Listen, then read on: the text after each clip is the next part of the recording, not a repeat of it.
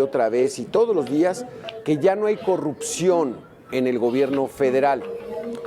Pero sale el caso de Segalmex, sale el caso de Ignacio Ovalle y entonces lo tiene que abordar en la mañanera y dice, bueno, no es como dice la prensa que son 15,000 millones de pesos, los desviados son 9,000. O sea, ¿ante qué estamos, maestra Ángeles Estrada? Alberto, muchas gracias por la invitación. Oscar, ¿qué tal? Muy buenas tardes. Estamos ante un panorama que viene repitiéndose desde hace muchos años, no es privativo de la administración actual, y es el panorama de la completa impunidad en los casos de corrupción. Tenemos cifras alarmantes pues del número de denuncias que se reciben por todos los delitos, y la cifra negra, es decir, la cantidad de delitos que no se denuncia está más allá del 90%. Y en los casos relacionados con corrupción está todavía más alto. Impunidad significa, Alberto, que no haya investigación y que no haya sanciones, que no haya determinación de responsabilidades administrativas, civiles, penales, para quienes presuntamente cometieron algún acto de corrupción, en este caso administrativas o penales.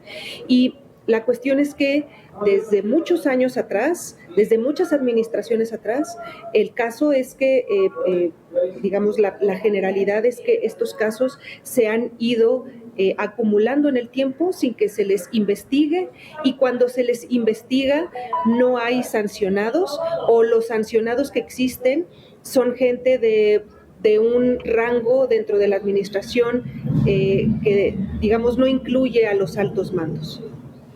Porque Óscar Alfredo Silva, pues bueno, como decía el escritor Vargas Llosa, México es la dictadura perfecta, donde entre esa maquinaria, pues la clase política se cuida y entonces cometen un desvío millonario, escandaloso, que no podemos entender. Dice Mexicanos contra la Corrupción, en esta investigación de casos, desvíos por 26,000 millones de pesos.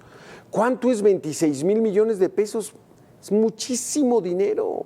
¿A dónde va?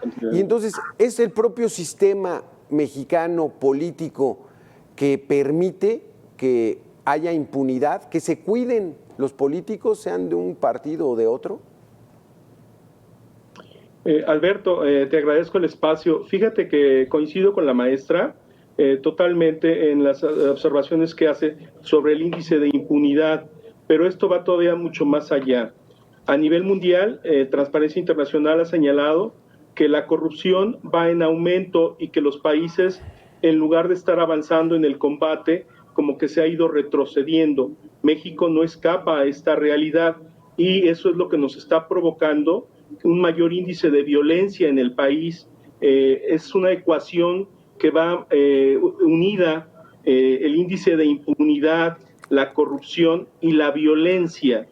Es la gravedad del problema. La pregunta que tú me haces respecto al sistema político, que muchos dirían que es un sistema totalmente, porque más que una dictadura, México ha tenido una dicta blanda en donde nos han engañado con una supuesta democracia que se conquistó en el 2000 y realmente fue un pacto de intereses entre distintos empresariales para continuar ejerciendo el poder a través de representantes políticos controlados por ellos. Esto es importante que tengamos que diferenciar y politizarnos a los ciudadanos para darnos cuenta hasta dónde se está simulando el combate a la corrupción y hasta dónde realmente se está atacando el combate a la corrupción. Yo considero que en México tenemos que tomar acciones contundentes en contra de la corrupción. Si de entrada el Sistema Nacional Anticorrupción no vincula en sus resoluciones a la autoridad que está siendo investigada o que está siendo sancionada, pues imagínate si se va a proceder en la Fiscalía Especial Anticorrupción o si va a haber alguna sanción mayor en contra de esa autoridad. Exactamente, profesor Ángeles. Aquí la situación es de que el Sistema Nacional de Transparencia Anticorrupción pues no funciona y tampoco ya quieren que funcione el INAI, Porque, bueno, un ciudadano, un periodista, un investigador solicitaba información y estaban obligados a darla porque es dinero público el de las instituciones del Estado. Entonces, ¿se están protegiendo? ¿La corrupción en México ya terminó, como dice el presidente de la República?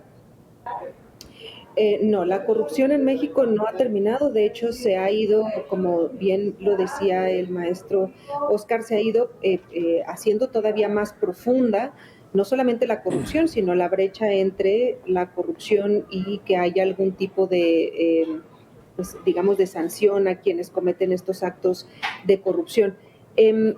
Sí es importante mencionar aquí que el Sistema Nacional Anticorrupción es, como su nombre lo indica, un sistema de dependencias y de entidades gubernamentales en colaboración con un grupo de ciudadanos cuya tarea es vincularse para poder establecer políticas anticorrupción que realmente sirvan tanto a nivel federal como a nivel local.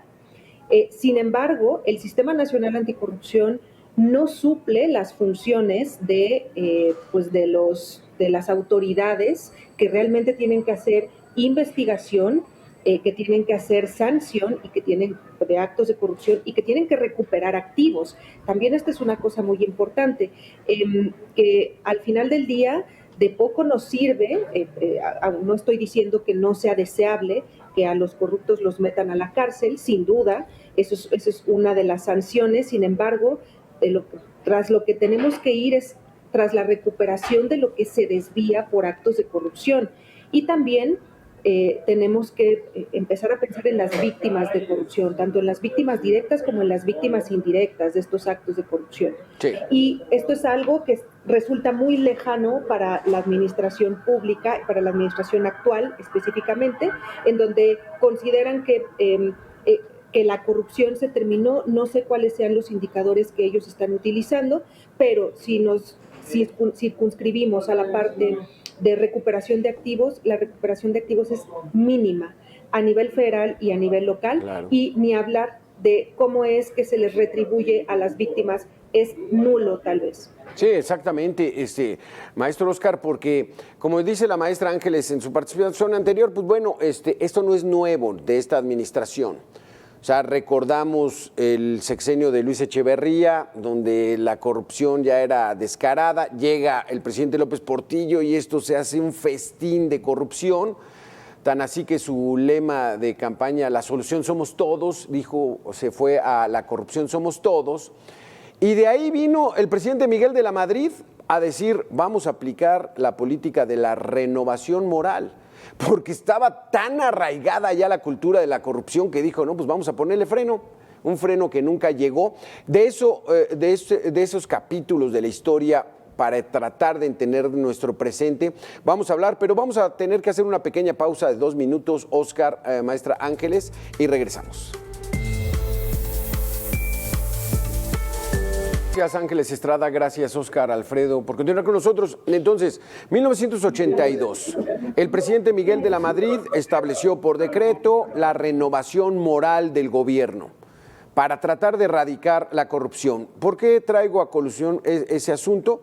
Porque el actual presidente dice lo mismo, no hay corrupción, no somos iguales, eso ya se terminó, pero no son con buena voluntad o buenas intenciones, Oscar, el erradicar la corrupción. ¿Cómo se podría combatir la corrupción? ¿Cómo quitarle la corrupción a todos esos políticos que manejan miles de millones de pesos durante sus administraciones? Mira, un papel relevante es el que juega la Auditoría Superior de la Federación, en el cual es un órgano autónomo técnicamente, y este órgano se encarga de fiscalizar y supervisar las cuentas públicas, hacer observaciones para que desde hasta el municipio más pequeño solvente estas observaciones. Desafortunadamente, este órgano de la Auditoría Superior a veces no actúa de manera totalmente independiente. Hemos visto cómo los propios diputados señalan que este órgano de la Auditoría Superior pues está coludido en cierta manera con intereses de los distintos órganos de gobierno. y esto dificulta que las observaciones que se hacen a las cuentas públicas pues logren realmente tener como fin recuperar los fondos públicos que han sido malversados. Hay que tener una definitiva independencia de este órgano, pero hasta ahora pues es un técnico especializado de la Cámara de Diputados, aunque tiene una autonomía técnica y de gestión, no actúa como tal. Hay una relación muy estrecha entre los diputados y funcionarios, al grado tal de que en su jerarquía, en su organigrama y funcionamiento, pues no se actúa con total independencia.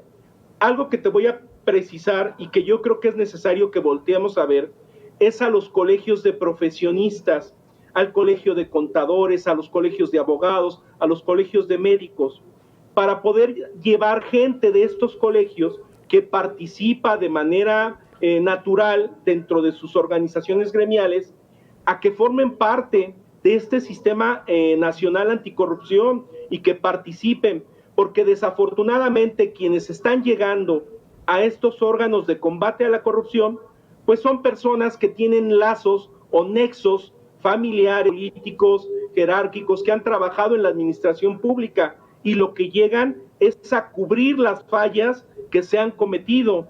No llegan a investigar, no llegan a denunciar, no llegan a transparentar, llegan a encubrir, y eso es lo grave de estas organizaciones. Por eso estamos hablando de que hay una simulación, pero esto es en los tres órdenes de gobierno, federal, estatal y municipal, ¿sí? Acá en Guanajuato se empezó a usar la figura del contralor municipal elegido por la primera minoría, y esto empezó a dar resultados porque se buscaba que la persona que llegara de contralor era la persona y que inmediatamente había quedado en segundo lugar, y esto pues lógicamente que había sido el contrincante del presidente municipal y iba a estar observando cómo se estaban llevando a cabo las finanzas dentro del municipio, los contratos, las adjudicaciones, las condonaciones, iba a estar poniendo la lupa en los recursos públicos, ¿sí? Y era muy difícil que llegaran a tener un arreglo entre ellos, que lo llegó a ver también. Sí, claro. Pero ahora los diputados han decidido que no, que el contralor se deba de elegir por el ayuntamiento.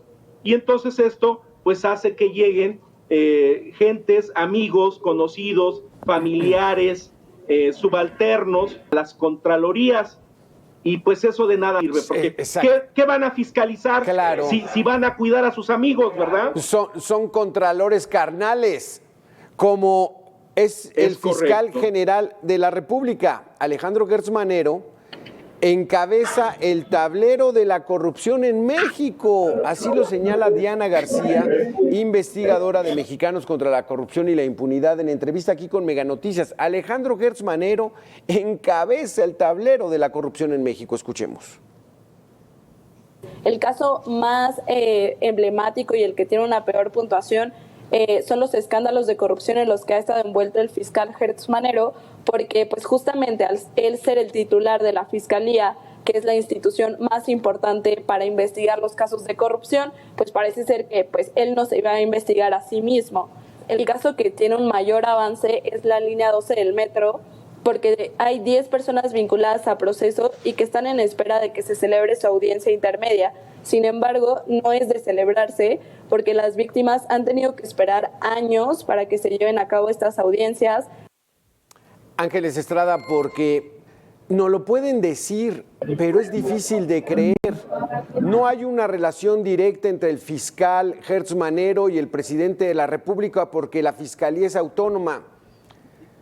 A la mera hora, pues resulta que es un fiscal carnal, o sea, así lo llaman porque está muy cercano, nunca me vas a investigar. Y los ciudadanos estamos nada más mirando qué se puede hacer, Ángeles Estrada, para verdaderamente veamos los ciudadanos de a pie que se combate la corrupción en este país. Así es, Alberto. A ver, y esto es una cosa sumamente importante, el hecho de que no sean familiares, que no tengan una amistad, que seguramente la tienen, pero que digan que no la tienen, es uno de los elementos para determinar si un servidor público es realmente autónomo o no. Lo que nosotros hemos hecho en la Escuela de Gobierno del TEC de Monterrey, en la Iniciativa de Transparencia Anticorrupción, es justamente hacer una evaluación del nivel de autonomía que tienen los fiscales anticorrupción. Y ahí, dentro de esta evaluación, tenemos una serie de elementos que medimos. Por ejemplo, ¿quién nombra al fiscal? ¿Cómo se le despide al fiscal? ¿Cuánto tiempo puede durar en su encargo? ¿Qué presupuesto tiene? ¿Qué presupuesto se le autoriza realmente? Porque una cosa es lo que las fiscalías solicitan y otra cosa es la que las fiscalías reciben. Si hay un servicio profesional de carrera, esto es sumamente importante. Si hay, ¿qué número de funcionarios tiene el fiscal? El nivel de estudios mínimo de sus funcionarios, si hay si hay vínculos con la Fiscalía General, etcétera. Hay una serie de elementos que nosotros medimos y son los resultados a nivel federal, pues son terribles, pero también a nivel local existen fiscalías que son completamente dependientes de las fiscalías generales, estoy refiriendo a las fiscalías especializadas de anticorrupción, la Fiscalía de Morelos, por ejemplo, la Fiscalía de Nayarit, la Fiscalía de Oaxaca. Son casos emblemáticos en donde existe un muy bajo nivel de autonomía por parte de los fiscales. Y esto afecta mucho a la investigación de los casos, Alberto, porque como bien decía Diana, ¿cómo va a ser que el fiscal se va a, ya sabes, como a autoinvestigar él mismo? Pero dejemos eso, pones a otra persona, muy bien. Si no es una persona autónoma, es como si estuviera queriendo fiscalizar o establecer investigaciones en contra de su jefe. Eso no va a pasar, no va a pasar. Entonces, este es un elemento sumamente importante, el de la autonomía de los servidores públicos y en especial de esos servidores públicos que realizan investigaciones como los fiscales. Exactamente, que ellos serían a quien pondríamos en sus manos la investigación profunda. Óscar, maestra Ángeles, vamos a tener que hacer esta segunda pausa, ya regresamos con el tema, tan solo en 2 minutos, continúa aquí en Mega Noticias.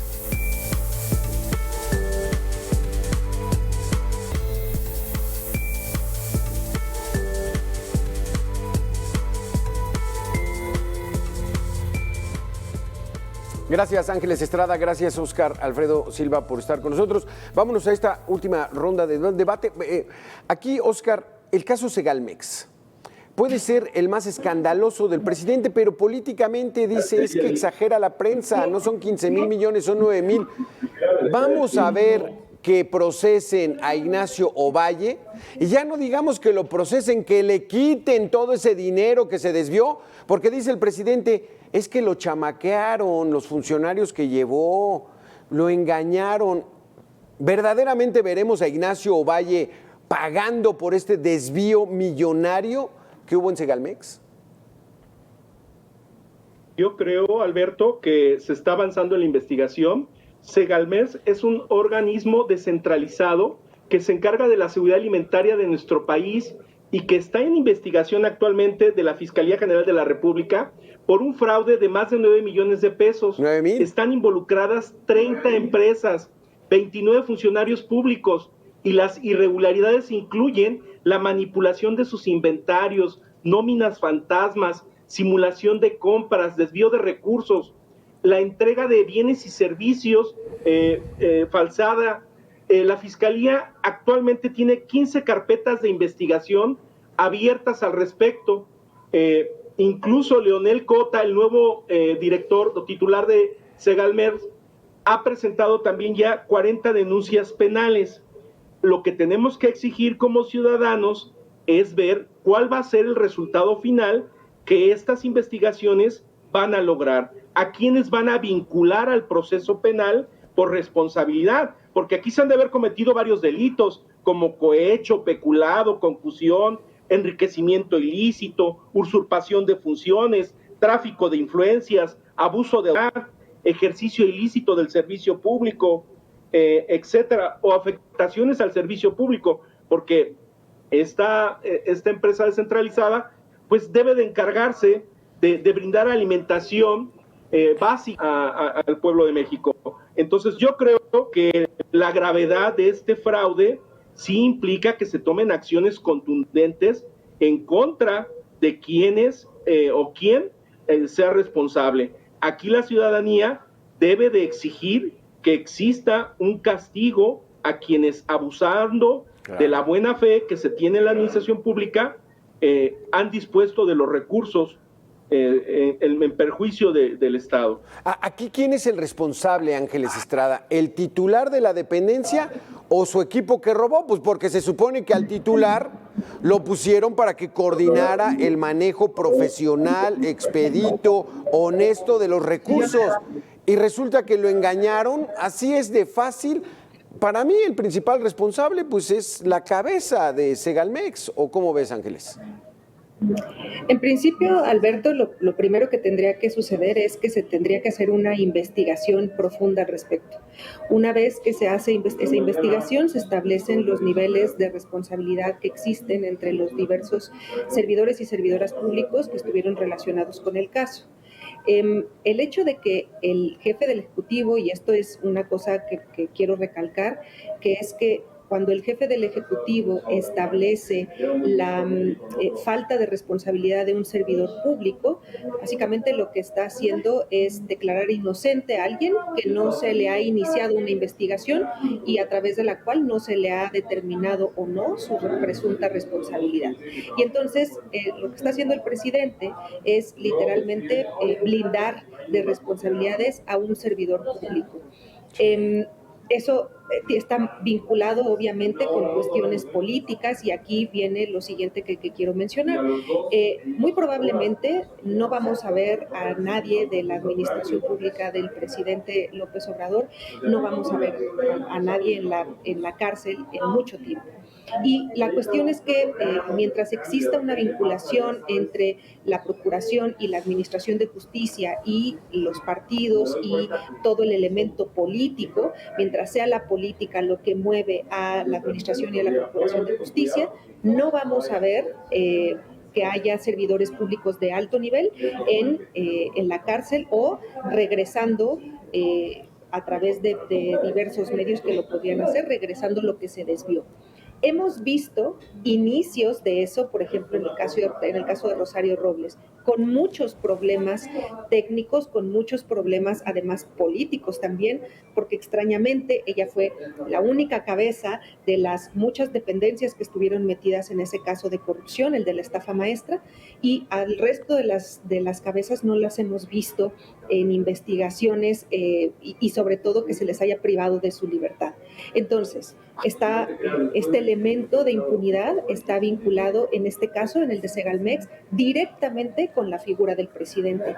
Y esto va a ser todavía mucho más complicado que se inicien investigaciones en contra de todos los responsables. Si acaso veremos alguno que otro servidor o servidora pública que vayan a tener que pagar cárcel, y que sean servidores públicos digamos, de bajo nivel o de nivel medio.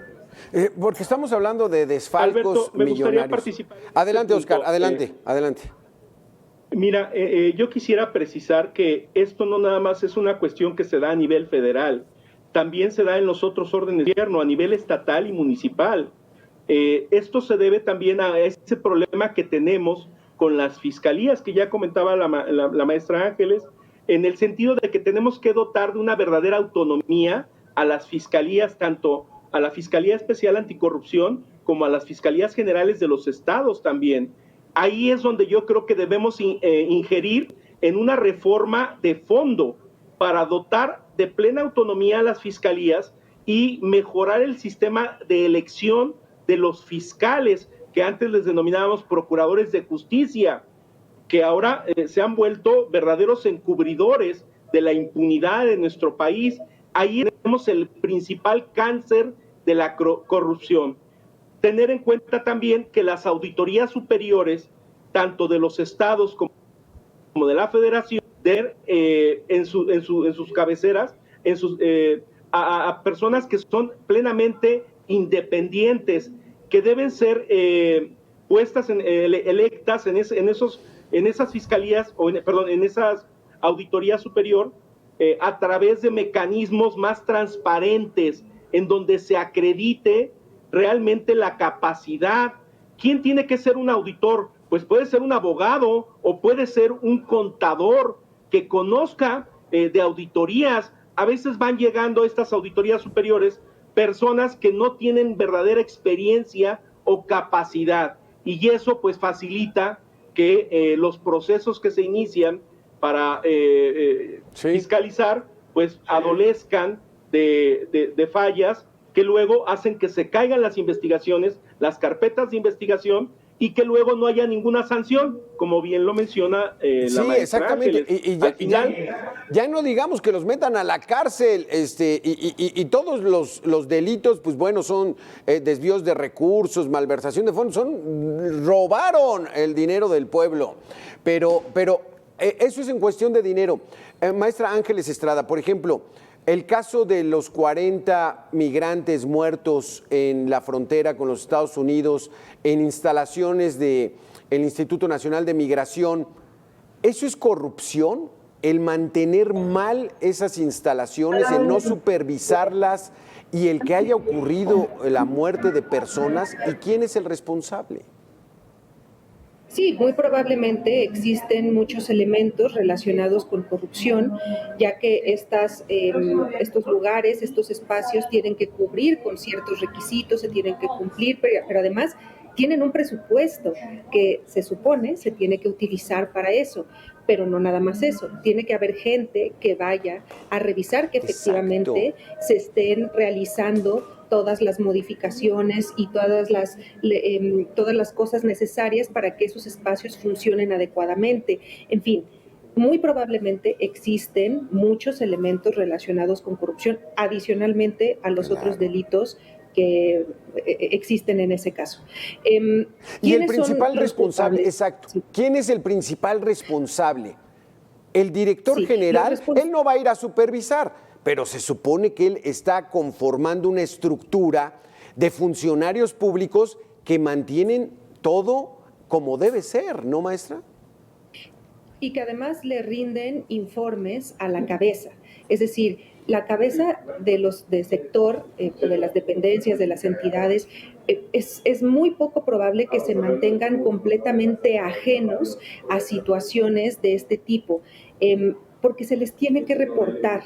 Entonces, si bien, como tú lo señalas, Alberto, no son ellos quienes tienen que ir in situ a ver si efectivamente se está cumpliendo con tal o cual cosa, sí es su responsabilidad requerir los informes necesarios que acrediten que esas instalaciones están funcionando de acuerdo a lo que se establece en la normatividad. Entonces, probablemente no exista una responsabilidad directa de quien dirige estos órganos, pero sí existe un nivel de responsabilidad sin duda. Exactamente. Se nos queda poquito tiempo, Óscar Alfredo, entonces, para eso los pusieron, para que sean la cabeza de toda una institución, y además tienen auditorías internas, tienen una supervisión, o sea, la administración pública en México está blindada. Pero, bueno, los acusamos de ladrones, no de tontos, ¿verdad, Óscar? Hay un problema grave. La corrupción tiene que ver con los valores éticos de las personas. Yo creo que en la administración pública tenemos que saber seleccionar a nuestros representantes y a quienes van a encabezar. Parte interesante de todo esto es también conocer cuál es el currículum, cuál es la experiencia, cuál es la congruencia que tienen quienes nos están representando. El principal problema deviene en que están llegando a los puestos claves, a los puestos de representación, personas que carecen de valores, que no tienen una vocación de servicio público y que no tienen acreditada una probada experiencia y que no van a servir a la población, sino que van a servirse del presupuesto público. Ejemplos de corrupción en Guanajuato te puedo dar muchos. Por ejemplo, aquí en León, fíjate que se condonó el impuesto predial al club campestre con el precio de que era un terreno ejidal, que era un terreno rural. Imagínate nada la situación. clasificar un terreno campestre, que era del Club Campestre, que es un terreno urbanizado con todos los servicios, a clasificarlo como un terreno sin servicios. Claro. Lógicamente que el impuesto pues era mucho más barato. Cuando salió a la luz pública esto, pues se hizo los ajustes, pero no hubo sanción dentro del Ayuntamiento de León en contra de quien autorizó esos descuentos o esa reclasificación. Sí. Hubo otro caso, por ejemplo, de un jardín de niños en donde un funcionario público se apropia de parte del terreno de donación para el jardín de niños. Cuando se hace público esta situación, el funcionario público, pese a que estaba en una investigación, dio unas disculpas, volvió el terreno y ahí quedó el asunto. Sí, imagínate la gravedad, claro, al no haber una sanción en contra de estas personas, pues la impunidad lo que priva es, pues cualquiera puede robar dentro de la administración pública y no le va a pasar nada. Estamos protegidos entre nosotros. Exacto. Esa es la mentalidad de los políticos. Exactamente, de los servidores públicos. O sea, ahí sí hay el crimen perfecto, maestra Ángeles Estrada, Óscar Alfredo. Pues vamos a intentarle. Y entonces no hay castigo, no hay sanción. La estafa maestra de 7,000 millones de pesos, el dinero, ¿dónde quedó? ¿Quién sabe? Se fue 3 años Rosario Robles a la cárcel, este profesor de Guanajuato, pues bueno, ya Zafín zafado, perdonado, ¿no? Qué tristeza, ojalá se mejore esto, que no sea solo declaración. Muchísimas gracias, maestra Ángeles Estrada, muchísimas gracias, Óscar Alfredo, por haber estado con nosotros. Gracias, Alberto. Nada más para comentarte, sería importante que hiciéramos una reforma a las fiscalías de los estados y a la Fiscalía General de la República para poder establecer que quien llegue a la fiscalía sea una persona independiente y que pueda realmente investigar los delitos, que no sea una cuestión política lo que lo liga a si se investiga. Desde que en este país todo se politiza y en esta administración mucho más. Gracias a los dos por haber estado con nosotros. Gracias, hasta pronto. Gracias a ti, Alberto. Hasta luego, maestra, mucho gusto. Hasta luego, Óscar, que estés muy bien, hasta pronto. Vamos a hacer una pequeña pausa, ya lo sabe, regresamos tan solo en 2 minutos, no se vaya, estamos aquí en Mega Noticias.